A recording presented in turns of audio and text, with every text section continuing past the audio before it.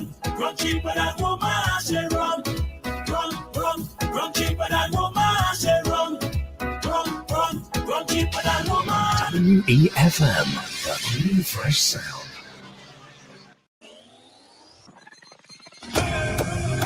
Rise and shine. Let's get ready to take on the day. Activated Mornings on WEFM 99.9 is on now.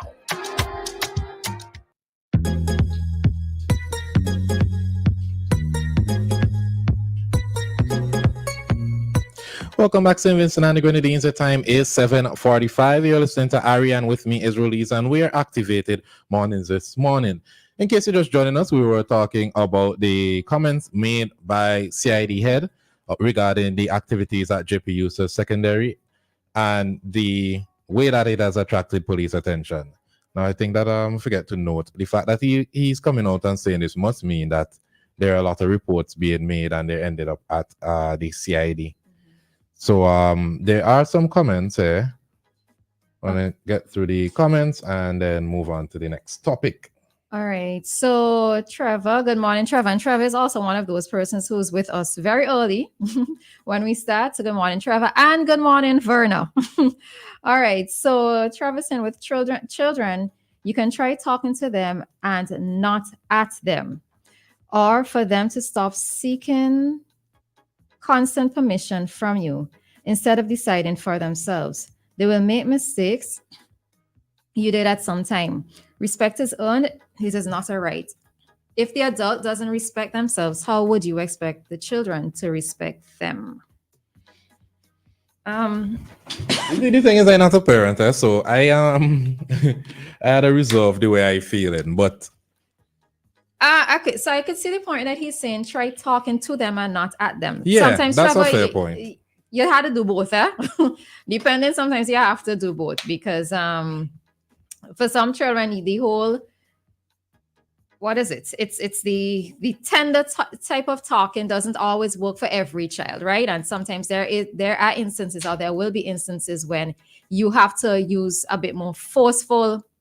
You have to be a bit more forceful in your voice when you're speaking to them about certain things. But yes, the best approach is always best to talk with them to be able to help them to understand what it is that you're saying. But I do know that sometimes when you're upset and when you're angry, the whole gentle parenting thing doesn't always work, right? So yes.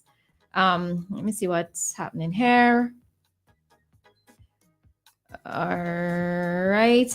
Josh was saying that he attended Timmy, and as long as you wore the uniform and you messed up, even if it was at midnight, he would, I guess, pull you up or something, right?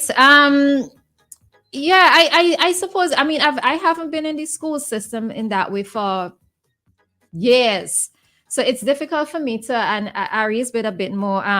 He's more recent than I am, so I would have to take his opinion in terms of what is being said in terms of teachers not necessarily wanting to go to certain schools to work, or in this case, the JP Eustace to work, right? But as we said, in coming down to the end of that particular segment, it has to be a collective approach. I generally do not like the idea of throwing our hands up when it comes to children and sort of leaving them to fend for themselves or just writing them off, because I really do think that, it has to, and as I said, it has to be a collective approach where all of us get involved. Parents, teachers, police, community, everybody has to be involved in order to help to mold these children and not just cast them aside because of the school that they're attending, or maybe their educational, their CPA educational attainments. Because the thing of it, there are some children who are going to be late bloomers, and I don't always think that the CPA is a true representation of what a child can do later on in life, So yeah, those are just a few things. I don't know. I know against the placement. I not disagree with what you say. I just say I'm not against the placement. You know what it is with that we didn't touch on. I'm trying to do one thing here. I think coming down in the article when the pastors are making the point of the music, I think we have to touch on that at another time, because I've always had this debate whether or not music actually does influence how people are. And I just think it's maybe something it would be interesting for us to have a discussion on that one of these days, because I don't think that I'm in a full agreement that music by itself has such a weighty influence on the decisions or the actions that we tend to do. But we could do that another day. In other news, there's a California bill that would let employees ignore bosses after hour calls and messages. Boop, boop, boop. So workers in California may legally be allowed to disregard messages from their boss after the workday ends. I'm reading from Fox Business. The pressure to respond to work messages after hours has rapidly increased in recent years, especially as remote work during the pandemic blurred the line between work and personal life boundaries. It has exacerbated work burnout and forced many countries to look into right to disconnect laws, according to the World Economic Forum. Exacerbated. No, see the word. Exacerbated, thank you. Right. Democrat Assemblyman Matt Haney of San Francisco is aiming to add California to the list with a bill he introduced in February that is being considered in late legislation. State legislature. Sorry, late state. Sorry, I read in different things at once. Okay. Considered in state legislature. So if passed, as currently written, the Assembly Bill 2751 would require a public or private employer to establish a workplace policy that provides employees a right to disconnect from communications from the employer during non-working hours, except as specified. This means that except in cases of emergency or for scheduled workers would have the right to ignore communications from the employer during non-working hours, according to the text of the bill. And it is also important to note that this right to disconnect is also in different countries. There's in India, I believe, Australia, and I had the list right there, but it's in European countries, France, Spain, and other countries within the European Union. I, for one, I'm for things like that. Yeah, so I actually knew about this. And there was a reason why I said boop, boop when I started to read the article, right? Because I am one of those persons who I want to be gentle with saying this. I do not think that a boss, I know that if you give some employers the opportunity, it's almost as if you would always be on call for them, right? Even if it's not a case where it's an emergency, where it's a question that could be left until, let's say, a Monday morning, the next morning. There are some employees who feel that as soon as they message you, especially during your personal time, that you are supposed to respond. And I've never been of that view. And as persons would have heard me express before, in different segments on this program, that I firmly believe in that separation of work and your personal time.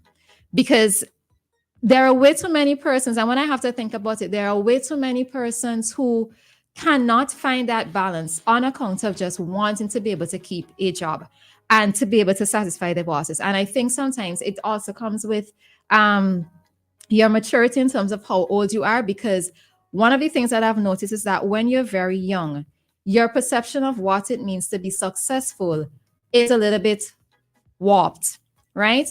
In that you think that you have to be constantly working, you have to be putting in long hours at the office, not realizing what it's doing to your health, what it's doing to your relationship with your family and friends, and even what it's doing to your own mental state, right? And I think that there are some employers who take those things for granted.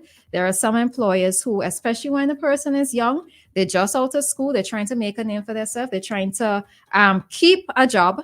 You know, there are some employers who take advantage of that. And I think that the older I got, I had a different view of what success was supposed to mean.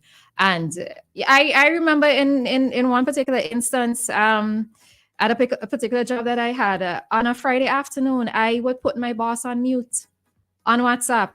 And then I would unmute him on a Monday morning and then address whatever messages or whatever questions he had at Monday at 8:30 when it is I sat down to do work. And the reason for that was that it was difficult for me to know that during my personal times, when I'm trying to unwind, when I'm trying to relax, that I don't think that maybe he necessarily expected me to answer, but I'm sure that if I did answer, he might have preferred that. But I think he came to realize that over time that this was not my approach, that my personal time was going to be my personal time. And I just sort of fell into line in terms of him knowing that come Monday is when I would respond to all the messages. And the thing of it is that you have to set your boundaries as an employee. But I'm happy that in some of these countries that the law is what is going to be there, giving employees that under the law, they have that right to choose not to answer their employers if they don't want to. And an employer can be fined for it because there are way too many persons who, as I said, take advantage of this situation. No, in communications, it's tricky because you're basically always on call. You're doing a lot of events. You have to keep up to date with what is happening in and around you. And I think as the level of importance you carry in a certain job, that is how it is. Regardless of the job, you always have to stay updated with what is happening. I think it's the same for lawyers. There are no fixed hours in certain jobs. But I will tell anybody, I would advise anybody, and I would say this to any supervisor, employer, unless it is on a business phone, me being a part of a work group chat is a choice. Me dictating when I answer your calls, this is also a choice. Because as long as I paid for my phone myself and I'm paying for my data myself, it is my phone, and how I use it is how I please. Now, if it is that you have a work phone and the work phone is a means to contact me, then that is all fine. And it still, again, depends on the job. Because I'm not obligated to respond to you on my downtime. And I think people tend to forget that it is a choice because they're so worried they might lose their job, they might lose favor with their employer, but you're not going to be calling me 12 o'clock in the night, or you're not going to be messaging me 10 o'clock asking to do certain things. If it is that I decide to do it, it is, again, my choice. You could ask, you could request it, but it is my choice whether I respond to it, whether I acknowledge it, or whether I deal with it the next day. Ultimately, it is the choice remains within you. Right. And I'm very much in agreement with what Ari said, that it does depend on your line of work. And even, there's even this thing amongst friends. Like for me, I personally try my very best not to ask persons work-related questions outside of work hours. Like I would prefer to put a note in my phone as a reminder to message someone. It's like on the weekend, I'm not going to ask my friend at income tax a work-related question if it could more than well wait until Monday morning. So there are even these things when amongst each other, we have to sort of draw that line of respect to know that when it's somebody's downtime, to learn to appreciate the downtime. And the thing of it is that sometimes your friends would also indicate, well, this is outside of my working hours. I don't feel the need to answer that question at that particular time, because I knew that it used to happen with me where, I would get certain questions first thing on a Saturday morning, and I'm like, I don't want to have to be answering anything when Saturday morning is supposed to be like one of the slowest week times of the week for me, where I just go at my own pace, and to have to be even just a question being put to me just sort of trigger me in a little way as well too, But yes, it does depend on the line of work that you have. It does depend on your role within the company, because if you are in a managerial position, and it still does depend on what it is that you're doing, or whatever the question is. There are certain things that you just have to know within yourself. Does this need to be answered at this point in time? As the manager, do you actually need to message your subordinates or your junior staff about a particular question at this time? Is it life and death to the company? Is it something that needs to be answered immediately? So, I think sometimes just stop and think. You can make notes. You can set reminders to ask persons questions that you have at a particular point in time when it's during work hours. There are little ways in which we can train ourselves to know how to respect persons' downtime. Yeah, I just think the entitlement is what needs to leave. A lot of persons really do believe that as long as you're employed, you're entitled to certain. Nope. Not I. not I. And then you see the freely giving other people your cell phone number, especially as it relates to work. Do not ever do that with me. I'm one of those persons that don't do that. Don't do that. Don't do that at all. You could ask my permission, but to just and it work related, nope. Unless I have a work phone, yeah, that is not okay. But all right, so we have a point here. So unless you work in a hospital on emergency calls, no job is worth anymore calling you after your end of day. You're not saving lives. No one is going to die. I disagree with that. I do believe that Lord. I do believe that persons in managerial positions should be available because they need to know what is happening within the company that they are in charge of. So I disagree with that. So that's why I said it depends on what it is that is coming up, right? Because there are some things that can literally wait. And do you need to reach out to your junior if it's something that you can handle? You talking about reaching out to junior, but I'm talking as a manager, you should be open for persons to get in contact with you because you never know what may be happening at the company. So yeah, when you're in those positions, you should be made available because you never know what can go wrong and you put off something until Monday and yeah. All right. So as we're saying, all of this is dependent on what the situation is. I think that's what we kind of agree with. Right. And I'm not saying depending on the situation. I said depending on the position. Yes, the situation may dictate certain things, but depending on your position, you should be available at all times. But right. You usually don't have them problems with junior positions. You usually should be able to have a choice. In junior position, there's no reason why anyone should be contacting you past work hours. But when you're in a managerial position, you need to consider that there are a lot of things that you're in charge of outside of the working hours. Yeah, but you see, I don't know. I think it's because I'm coming from a different standpoint and maybe certain things that I could have drawn reference on that I'm not necessarily want to get in here on. But I still think that, especially when as a manager, you have somebody over you, there are still certain things that could have waited. So I think I'm just drawing it from my own. Have you been a manager before? Yes. Oh, that's why you feel that way, but that's why you should be available. So I will tell you off here. Go ahead. Yeah, the time is 8:02 here in St. Vincent and Grenadines, and the time check is brought to you by New Haven Funeral. Death is a fact of life. Even